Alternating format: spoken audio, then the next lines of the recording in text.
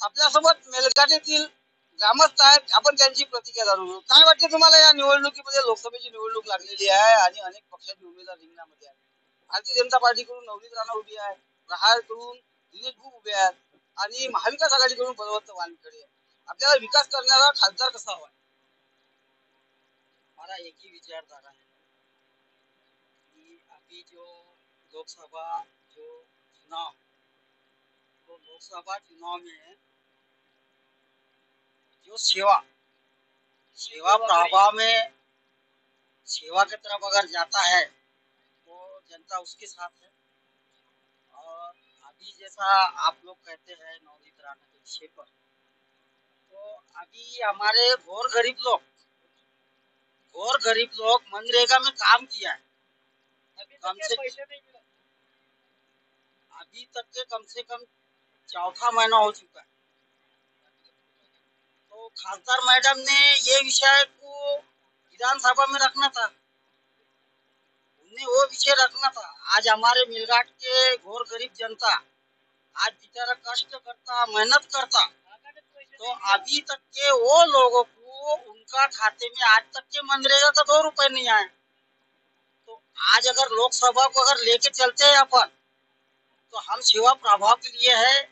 और हम लोग तो हमारे लोकसभा उम्मीदवार हमारे लिए आज हमने तय किया है दिनेश बू साहब को। हम उनको हमारे मेहनती से ज्यादा मतों से हम विजय बनाएंगे, ऐसे हम कोशिश करते हैं। क्यों पसंद कर रहे हैं आप दिनेश बू? 35 साल से रुग्ण सेवा किया है, 35 साल से रुग्ण सेवा किया है। आज प्रत्येक घोर गरीब अगर अमरावती जिला जाता है ना, तो वो लोगों के लिए सेवा करता है। वो रक्तदान का सेवा करता है, जीवन का सेवा करता है। हर समस्या का घोर गरीब के साथ में उसका सेवा लगा हुआ है। उसका हम इसलिए उनके साथ है क्योंकि अभी हमने 5 साल देखा, 5 साल में हमारा घोट ने बेचारा किया, मेहनत किया। तो इस विषय में नवनीत राणा ने मेलघाट क्षेत्र को वंचित रखा ना। इसके कारण हम लोगों का जो हमारे जो उम्मीदवार है, हम उसके लिए अच्छे से अच्छे मेहनत करेंगे और उनको हमारा ज्यादा से ज्यादा मतों से विजय बनाएंगे। राणा मैडम लोगों के लिए किराना, साड़ी, अभी साड़ी बांटा हुई तुम्हारे गांव में नहीं? साड़ी आया तो क्या मच्छरदानी बांट रहा है क्या बाबा? है वो तो हमारे गरीब लोग तो वैसे खरीद के लाता है। अभी प्रत्येक घरों में त्योहार आया हुआ है होली का, है तो उसके परिवार वालों को पता है बच्चों को कपड़ा खरीदना है, उसके बाद में महिलाओं के लिए कपड़े खरीदना है, वो तो उसके लिए किया ही है। अगर नवनीत राणा को साड़ी बांटना था तो कम से कम हमारे रोजगार जो वंचित है, मनरेगा से जो वंचित है, साड़ी नहीं होना था, साड़ी नहीं होना था, हमारे को पैसे होना था, हमारे रोजगार का पैसे, हमारे रोजगार का पैसे। हाँ अभी तक की ने कौन माला थी ना, फिर काय की थी हमारे पैसे थे वो गरीब के। इधर मंदिर बनाया, मंदिर का वो अभी काम बाकी है, वो काम क्यों रुका हुआ है? आज नहीं होना था, हमारे को पैसे होना था, क्या होना था? पैसे गरीब को पैसे नहीं मिला अभी तक के। तो मुंबई में रह रहे और गरीबों को बोले इधर वाटर सप्लाई कर रहे, कितने साल लगेंगे वो वाटर सप्लाई को? वो बात मेरे क्या हमारा कितना है यहाँ से गुरकुटी तक की, हमारा मेलघाट के अंदर में कितने है, किसको पैसे नहीं मिला? पैसे देना था हमारे को, हमारे मजदूरी के पैसे मिले। हाँ विकास हुआ नहीं, विकास अभी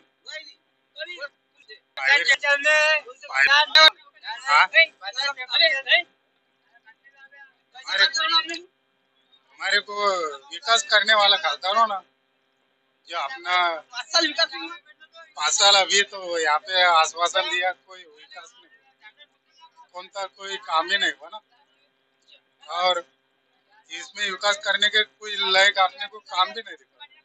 इस बार कैसा इस बार हमारे को ना जो विकास करने वाला दिनेश भाऊ ठीक है, लोगों की सेवा करते हैं, दवाखाने। हाँ अभी दवाखाने के बात बोला तो ठीक है, हमारे 2 पेशेंट 5 से अपना पंजाब राव में एडमिट है। उनके लिए अभी उनने तुम बोला व्यवस्था चालू है बोले, तो व्यवस्था अच्छा होने को ना। उनका कैसा है, गरीब है बेचारा कुछ पैसा नहीं, उनको पैसे के लिए लोग चुनाव के टाइम में कुछ भी करते हैं, लेकिन 5 साल लोगों के काम में आने वाला ऐसा उम्मीदवार नहीं।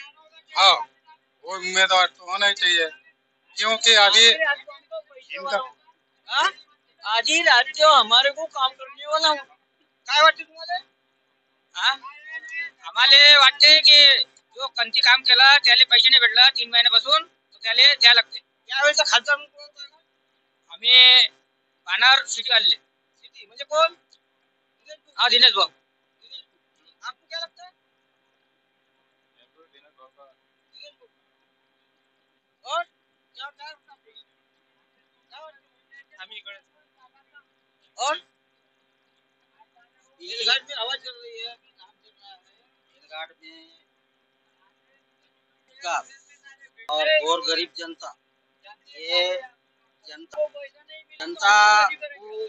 आज समझ में आ रहा है। जनता के रोजगार हमसे नहीं मिलो क्या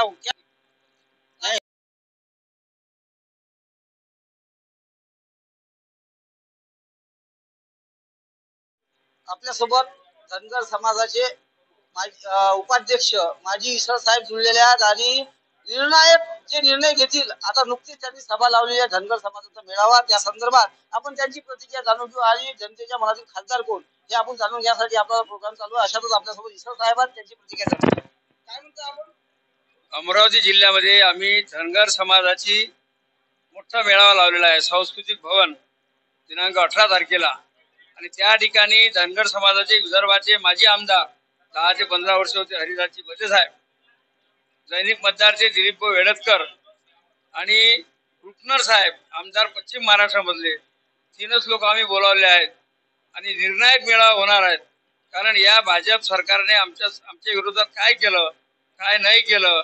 2014 मध्ये पहिल्याच कॅबिनेट मध्ये धनगर समाजाला एसटी मध्ये आम्ही सामावून घेतो असे आम्हाला देवेंद्रजी फडणवीस यांनी शब्द दिला होता, तो शब्द अद्यापपर्यंत पाळलेला नाही। आणि त्यामुळे आम्ही प्रत्येक जिल्ह्यात महाराष्ट्रात आमचा धनगर समाजा निर्णायक मेळावा घेऊन राहिलो आहोत आणि सगळ्या कार्यकर्त्यांना विचारणा करू, मेळावा घेऊ आणि त्या मेळाव्यामध्ये या भाजप सरकारने आपल्या विरोधात काय केलं काय नाही ते सर्व लोकांना सांगू। त्या ठिकाणी निर्णय आमचा होईल आणि तो आम्ही जाहीर करू दिनांक 18 तारखेला। याचं आवाहन करतो अमरावती जिल्ह्यातील धनगर समाज बांधवांना, या मेळाव्यामध्ये बहुसंख्येनं जास्तीत जास्त संख्येनं ज्ञानेश्वर सांस्कृतिक भवन अमरावती या ठिकाणी 18 तारखेला 3 वाजता दुपारी हजर राहावे अशी मी जिल्ह्याचा उपाध्यक्ष धनगर समाज या नात्याने बोलतो। तथा माझी DRDA सदस्य माझी मिसेस हे नगरसेविका होती शिवसेनेची आणि जवळजवळ शिवसेनेचं मी 30 ते 35 वर्षापासून शिवसैनिक म्हणून कार्यकर्ता आहे आणि धनगर समाजाचा उपाध्यक्ष आहे। भावी खासदार म्हणून आमच्या ज्या मिटिंगा चालू आहे या मेळाव्याला तुम्ही उपस्थित राहा। आज पथरोड या ठिकाणी आलेलो आम्ही, या ठिकाणी 150 आमचे धनगर समाजाचे कुटुंब आहेत आणि इथं मी सांगायला आलो सर्वांना या मेळाव्याला आपण उपस्थित राहावे आणि भावी खासदार आपण निवडावा। ज्या खासदाराने ज्या सरकारने आपल्याला काहीच दिलं नाही, शब्द दिल्यावरही आपल्याला सरकार बदलावं लागेल म्हणून निर्णय घेण्याकरता सांस्कृतिक भवनात यावे, त्याकरता मी पथरोड या ठिकाणी आज आलेलो आहोत। या ठिकाणी आम्ही सभा लावलेली आहे, सभेमध्ये बहुसंख्य आमचे समाजाचे नेते सुद्धा या ठिकाणी आहेत, दिलीप वेळतकर सुद्धा या सभेला आलेले आहेत। तरी निर्णय घेण्याकरता आम्ही या ठिकाणी आलेलो आहोत। धन्यवाद। जिल्ह्यातील जनतेच्या मनातील खासदार नेमकं कोण यासाठी अचलपूर तालुक्यातील आपण जे सामान्य जनता आणि तसेच शिवसेनेचे पदाधिकारी यांच्याशी आपण थेट संपर्क साधणार आहे आणि त्यांची प्रतिक्रिया जाणून घेऊ। हो, अचलपूर अमरावती जिल्ह्यातील नेमकं खासदार कोण या आपण प्रोग्राम चालू आहे, त्या संदर्भात आपण काय सांगाल? अमरावती जिल्ह्यातील खासदार 2024चे खासदार बळवंतराव वानखडे, महाविकास आघाडी शिवसेना प्रणित उद्धव बाळासाहेब ठाकरे। बरं, महाविकास आघाडीमध्ये काही घटक पक्ष आहेत, ते घटक पक्ष संपूर्ण सर्वजण काम करते। सर्वप्रथम शिवसेना उद्धवसाहेब बाळासाहेब ठाकरे यांचा जे आदेश असते, मातोश्रीचा आदेश हा आमचा श्रीचरण असते आणि युवासेना शिवसेना ही फक्त आणि फक्त आदेशाचं पालन करून चालणारी शिवसेना आहे। आणि आमचे जे होणारे खासदार आहे बळवंतरावजी वानखडे हे 2024चे खासदार आहेत आणि जे नौटंकीबाज असलेले खासदार होते माजी आणि ते माजीच राहणार आहे। लोकांच्या संपर्कात नाही, नौटंकीबाज असणारे, पेपरला आणि यूट्यूबला दिसणारे आणि तुमच्यासारख्या चॅनलवरून थोडेफार दिसणारे, केव्हा आणि कधी लोकांच्या संपर्कात नाही, लोकांच्या शेतकऱ्यांच्या समस्या जाणून घेतल्या नाही आणि लोकांकरिता केलेले कामं नाही. आमच्या जे आजचे उमेदवार आहे ते एकदम स्वच्छ आणि प्रामाणिक आहे. त्याच्यामुळं आमच्या महाविकास आघाडीचा उमेदवार श्री बळवंतराव वानखडे हे 100% आणि 110% विजयी होणार, हे आमच्या युवासेनातर्फे अमरावतीतर्फे त्यांना शुभेच्छा देत आहे. आपल्यासोबत युवासेनेचे पदाधिकारी अजून जुळले आहेत, त्यांची प्रतिक्रिया आहे. काय वाटतं तुम्हाला? यावेळेस जे उद्धव साहेबांच्या मातोश्रीवर जाऊन नवनीत राणा यांनी जो बोलण्याचा कोणी हिंमत करत नाही, तिने जे हिंमत केली त्याचा बदला आम्हाला घ्यायचा आहे. पण आम्हाला तेच आहे, बाकी काहीच नाही. उमेदवार कोणी बळवंतराव भाऊ असो की कोणी आमचा उमेदवार फक्त मातोश्री आहे. आम्हाला पूर्ण ताकदीने शिवसेना ताकदीने काम करणार आहे. म्हणजे आपल्याला बदला घ्यायचा आहे. बिलकुल बदला घ्यायचा आहे. Kavya family garden restaurant, Chandur बाजार रोड, चांदूर नाका जवळ, अचलपूर. शुद्ध शाकाहारी एंड फॅमिली गार्डन, शुद्धता व स्वादिष्ट में भरपूर व्यंजनांचा खजिना. काव्या रेस्टोरेंट, अचलपूर. आपल्या पाल्याचा, मुलीचा बर्थडे करायचा आहे किंवा तुमच्या लग्नाची ॲनिव्हर्सरी सेलिब्रेट करायची आहे किंवा लग्नाचं रिसेप्शन करायचं आहे, तेव्हा आताच संपर्क करा 8180080800 या क्रमांकावरती. आपल्या शहरात सुरू झाले आहे काव्या फॅमिली गार्डन रेस्टोरेंट, तेव्हा आताच संपर्क करा, कारण लिमिटेड डेट्स अवेलेबल. तेव्हा आजच संपर्क करा आणि आपली डेट निश्चित करा.